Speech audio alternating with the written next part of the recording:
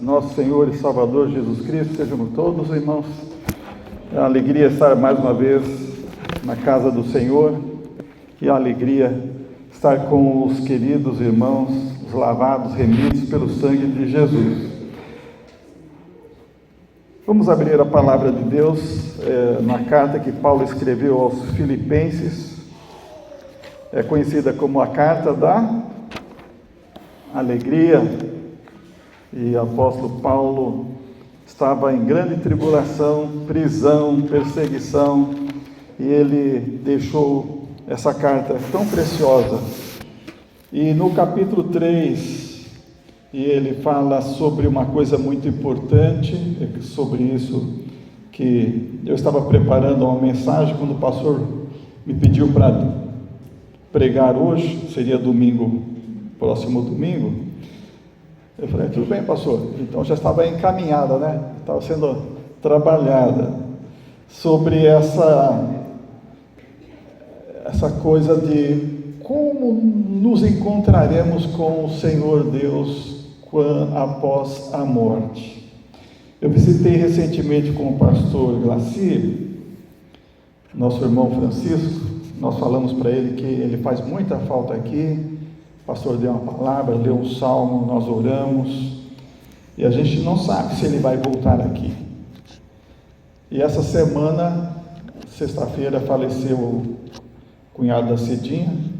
Ele era casado com a irmã do Adolfo. Nós estávamos no velório, tanto estávamos na sexta-feira lá, a pastora Raquel também esteve lá, o Eliseu, e ontem no culto fúnebre. E a gente ouviu um pouco do relato da vida do irmão Luiz Carlos. E é uma coisa que todos nós, né? Essa semana nós choramos. O pastor Glaci chorou, eu estava ouvindo o áudio dele falando da situação do irmão Francisco, do irmão Aristeu, e agora nós choramos também com a despedida do irmão Luiz, o diácono Luiz. E já choramos outras vezes, né? Eu chorei quando fiquei viúvo. Cidinha me falou que chorou 2 anos quando passou pelo luto, e nós algum dia provavelmente choramos por alguém que nós amamos muito. Mas a mensagem de hoje, na verdade, era um conforto. Diante de Deus, a resposta certa. Diante de Deus, a resposta certa. Vamos ler este capítulo. Eu fiz o estudo do capítulo todo, mas eu creio que hoje não será possível a gente fazer esse estudo completo. Mas eu vou, na medida do possível, pelo menos chegar até o versículo 9, o versículo 10. E por isso vamos ler até o 9. Meus irmãos, quanto às outras coisas, alegrai-vos no Senhor. Para mim não é difícil escrever-vos as mesmas coisas, e isso vos dá segurança. Tomai cuidado com esses cães, cuidado com os maus obreiros, cuidado com a falsa circuncisão, porque nós é que somos a circuncisão, nós os que servimos a Deus em espírito e nos orgulhamos em Cristo Jesus, e não confiamos na carne. Se bem que eu poderia até mesmo confiar na carne, se alguém pensa que pode confiar na carne, muito mais eu, circuncidado no 8º dia, da descendência de Israel, da tribo de Benjamim, hebreu de hebreus, quanto à lei fui fariseu, quanto ao zelo persegui a igreja, quanto à justiça que há na lei, eu era irrepreensível. Mas o que para mim era lucro, passei a considerar perda por amor de Cristo. Sim, de fato também considero todas as coisas como perda, comparadas com a superioridade do conhecimento de Cristo Jesus, meu Senhor, pelo qual perdi todas essas coisas. Eu as considero como esterco, para que possa ganhar Cristo e ser achado nele, não tendo por minha a justiça que procede da lei, mas sim a que procede da fé em Cristo, a saber, a justiça que vem de Deus pela fé. Diante de Deus, a única credencial que permanece é ser achado em Cristo. Está no verso 9. Filipenses, esse capítulo 3 especialmente, ele nos fala, nos apresenta a morte. Não como um fim da existência, mas como uma transição imediata deste plano material para a glória, para a presença de Deus. Seja para juízo, para os não crentes, os que não se arrependeram dos seus pecados, os que têm as suas obras escritas nos seus livros lá, os seus pecados todos serão contados, ou seja para a comunhão eterna, os que têm só o nome escrito no livro da vida, como nós conhecemos bem o texto bíblico.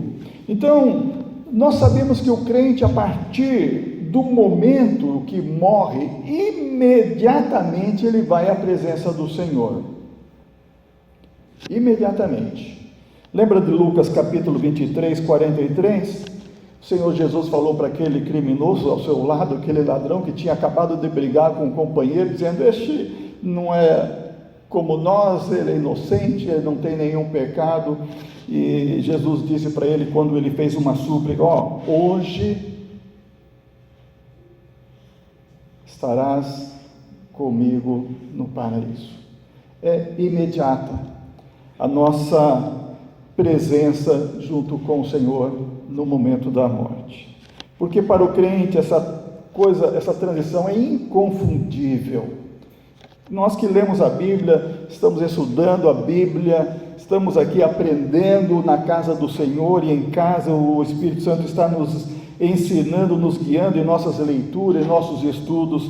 Nós temos essa tranquilidade, nós temos essa convicção, porque a palavra de Deus nos dá este conhecimento. Paulo também escreveu em 2 Coríntios 5,8: preferimos deixar o corpo e habitar com o Senhor. É imediato essa nossa mudança.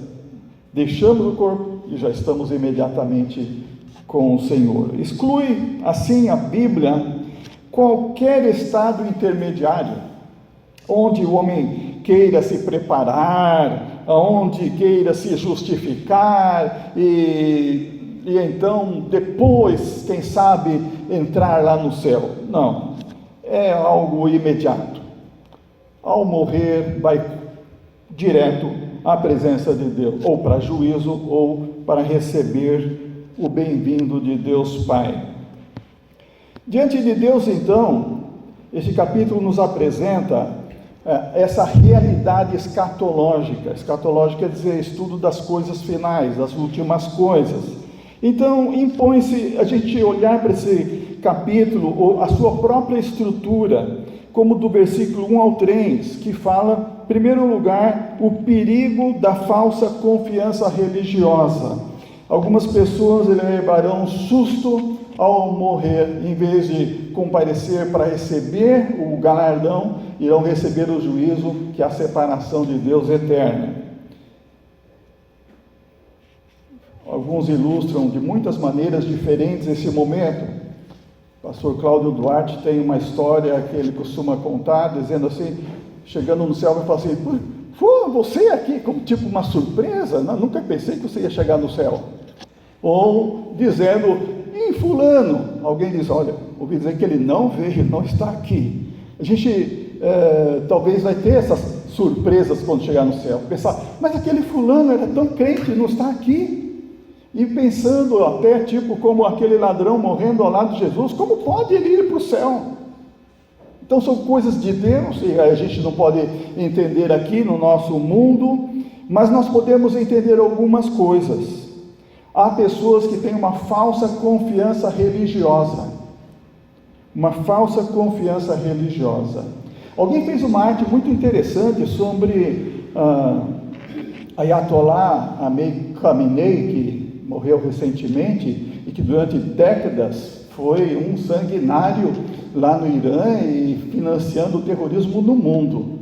E ele chega lá no inferno achando que está chegando no céu. É muito interessante ver aquela arte de computador, a inteligência artificial deve ter usado, mas é muito difícil de assistir porque mostra cenas reais de atrocidades e crimes que cometeu, enquanto vai narrando a sua história, por que está lá.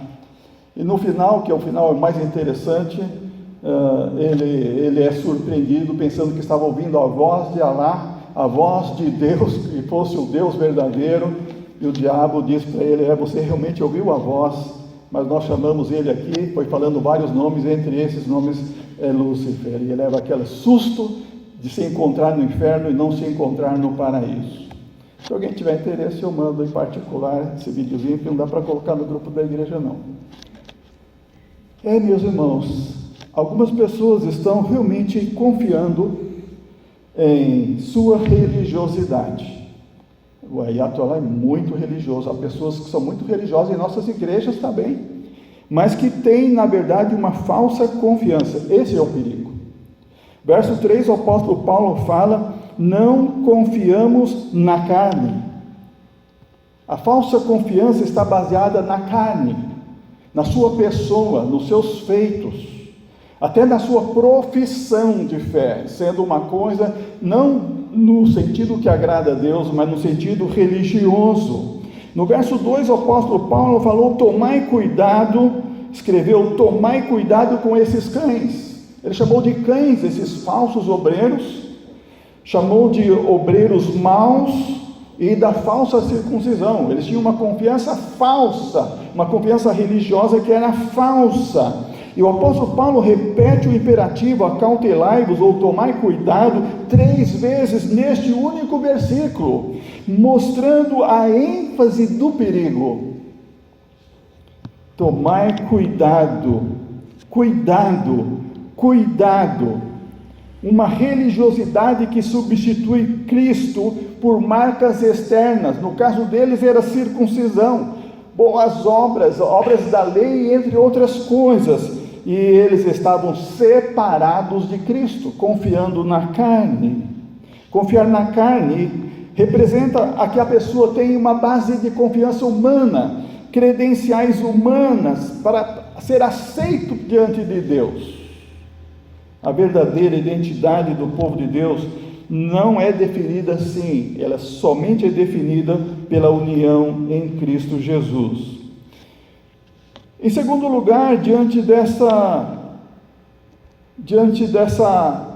desse comparecimento escatológico que teremos um dia com Deus, nós temos que as credenciais humanas são absolutamente sem valor. Versos 4 até o verso 6, 4, 5 e 6.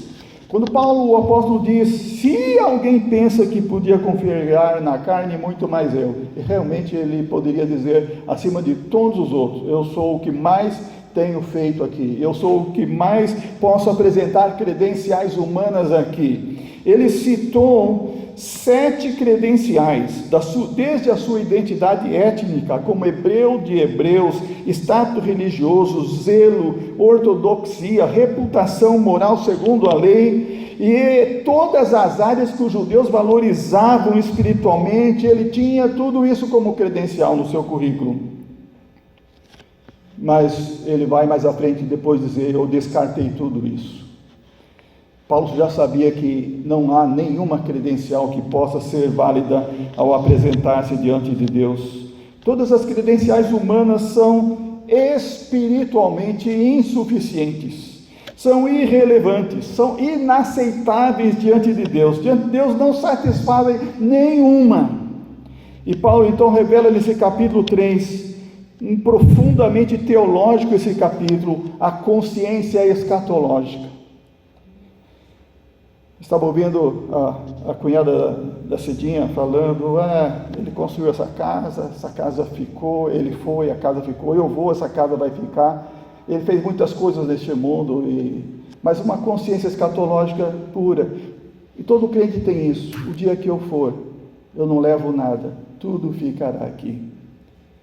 Tudo vai perder o valor. Essas coisas que damos tanto valor hoje aqui, nada disso terá valor no dia que nós partirmos daqui. A única resposta que o crente poderá apresentar diante de Deus ao chegar na presença de Deus após a morte, a única credencial que poderá apresentar na entrada da eternidade, ao chegar à presença de Deus, é Jesus Cristo. 1 Coríntios 3,11, o apóstolo Paulo escreveu: porque ninguém pode lançar outro fundamento além do que foi posto, o qual é Jesus Cristo.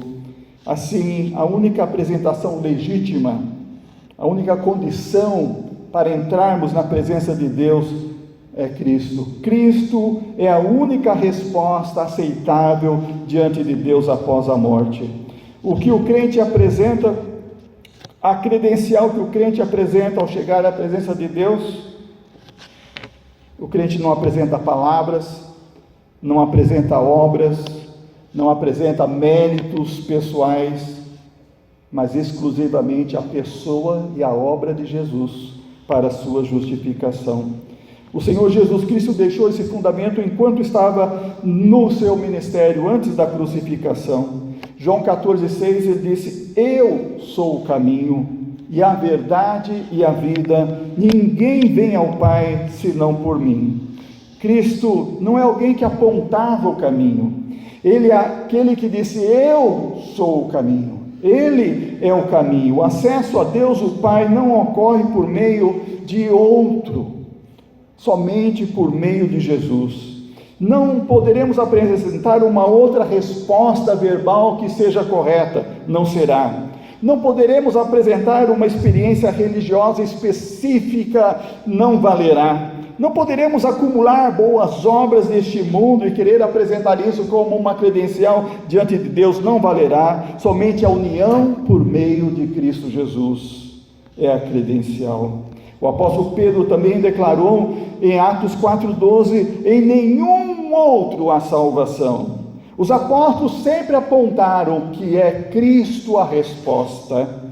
Paulo, escrevendo em 1 Coríntios 3,11, está dizendo: não há outro fundamento, é Jesus Cristo. Assim, diante de Deus, o único fundamento aceitável é Cristo. Nesse versículo 9 de capítulo 3 de Filipenses, Paulo fala que não tendo justiça própria que procede da lei, mas a que vem mediante a Cristo. Porque ele era alguém que cumpria rigorosamente, irrepreensivelmente a lei.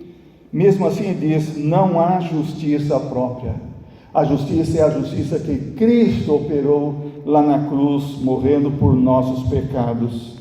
Se em Filipenses, então, capítulo 3, de 4 a 6, Paulo está enumerando as suas credenciais religiosas, morais, identitárias. No verso 7, no entanto, ele vai culminar com uma declaração decisiva: mas o que para mim era lucro, isso considerei perda por causa de Cristo.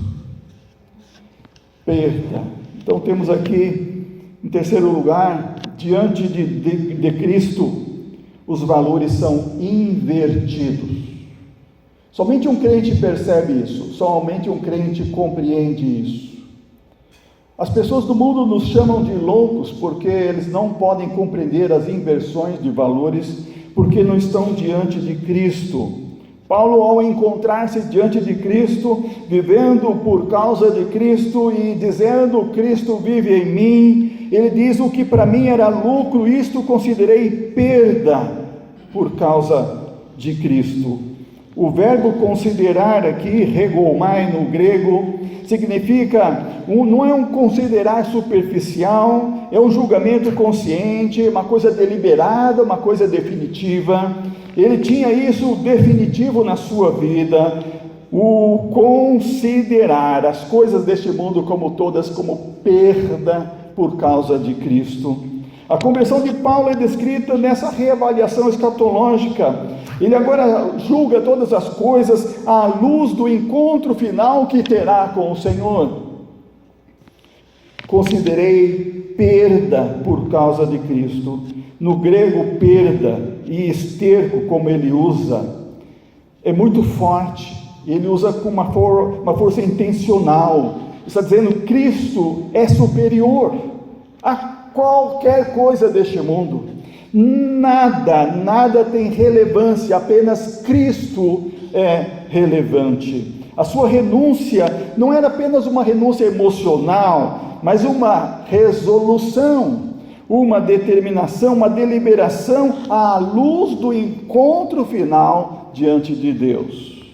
Se nós queremos saber porque Paulo passou por tudo que passou, enfrentou tudo que enfrentou, sofreu tudo que sofreu, sem nunca renunciar, sem nunca desanimar, ele fazia tudo à luz do último encontro, o encontro final com Deus.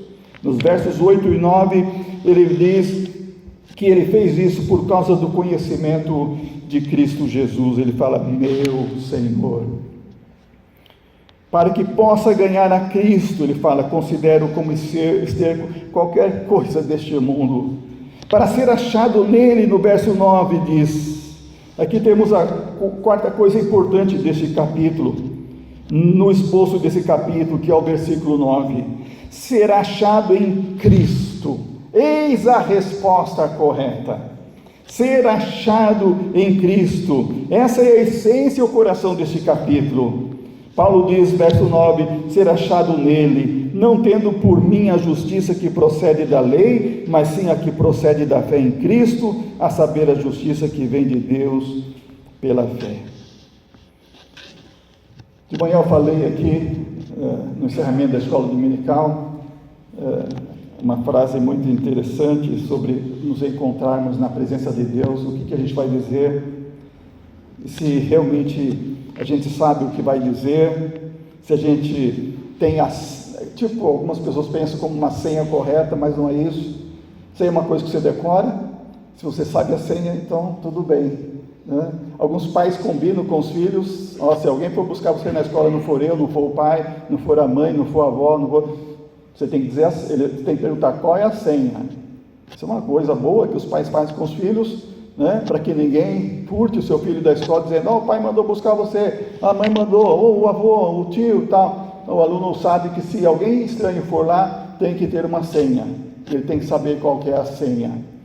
Mas não é assim para chegar no céu, ele tem que decorar alguma coisa, se a gente disser as palavras, os números certos, a gente entra. Não é assim. Quando Paulo fala o verbo ser encontrado, é uma forte implicação escatológica.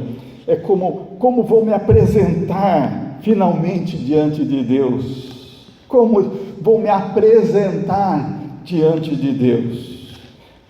E o teólogo presbiteriano, morreu em 1960, Donald Grey Barnes, ele tinha uma frase muito interessante, ela foi repetida, e é repetida por muitos pregadores até hoje. Ele dizia assim, se você estivesse diante de Deus, e Ele lhe perguntasse, por que eu deveria deixar você entrar no meu céu? O que você diria? Não é uma resposta decorada. Você sabe o que diria? Pensando nisso, como falei de manhã, não que a gente vai ter que dizer. Deus sabe, desde o Velho Testamento, Novo Testamento, em todas as páginas nós sabemos, Deus conhece os seus. Nós não teremos que dizer nada, nós entraremos de imediato na presença do Senhor, e os que não são crentes irão entrar para um outro lado, esperando o dia do juízo final, que é o Hades, e ali a habitação dos mortos, esperando até o dia da ressurreição, da primeira e a segunda ressurreição. Quando da ressurreição, então serão julgados, e os que foram condenados, separados de Cristo, não amaram a Cristo, não se reuniram, não se reconciliaram com Cristo, serão lançados no inferno. No inferno ninguém foi lançado ainda, e nem o diabo. Mas estão num lugar chamado Hades, a habitação das almas dos mortos, esperando esse dia do juízo final. Mas o crente, segundo o Novo Testamento, a palavra de Deus diz, ele vai habitar com o Senhor imediatamente após a partida. A gente usa essas expressões aqui como exercício para pensar hoje, será que eu realmente já estou unido a Cristo? Se Deus perguntasse para mim, que direito você tem de entrar no meu céu? Será que eu estaria apto para entrar? Eu teria a resposta certa para entrar? No século XIX, o famoso pregador Spurgeon, Charles Spurgeon, ele dizia, minha fé repousa somente em Cristo. Ele já sabia naquele tempo. Ultimamente, um pregador famoso dos Estados Unidos, por nome Alistair Begg, ele tem pregado nessa direção. nessa linha, nessa direção. E quando ele prega, geralmente ele fala sobre o poder e a mensagem de Cristo. Ele usa o exemplo do ladrão que se converteu lá na cruz, nos últimos momentos de vida, antes da sua morte. A única resposta correta, ele diz na sua pregação, o homem do meio lá na cruz disse que eu podia entrar. Foi isso, mais ou menos, provavelmente, que o ladrão poderia dizer. Eu não sei dizer nada. Em outras palavras, assim, ele não passou por uma classe de batismo, não aprendeu a dar as respostas. Eu lembro quando eu fui para a classe de batismo, o pastor me ensinava a dar as respostas, né? Às vezes eu não sabia, então eu aprendia. Mas no fim, o que a igreja queria saber é se eu era convertido, né? Se você é convertido, se nós já aceitamos Jesus, Jesus é Senhor de nossa vida. As outras perguntas são acessórias para a gente ser apto para ser membro da igreja. Então, Alistair Begg, ele fala sobre, temos que voltar a essa pergunta antiga: por que eu deveria deixar você entrar no meu céu? Se você morresse essa noite, o que você estaria? Se você estivesse entrando ao céu, o que você diria?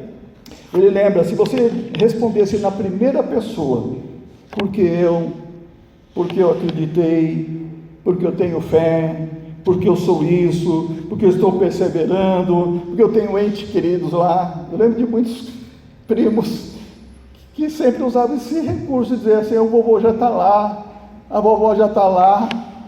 Não, a resposta não é essa, porque um crente na família está lá. Nunca, jamais será. A resposta deverá ser sempre na terceira pessoa, porque Ele, Jesus, morreu por meus pecados lá na cruz, porque Ele morreu para me justificar dos meus pecados, porque Ele deu a sua vida para me livrar da condenação do pecado. Ele morreu para que eu tenha a vida. Ele sempre terá que ser em terceira pessoa, porque Ele, Jesus,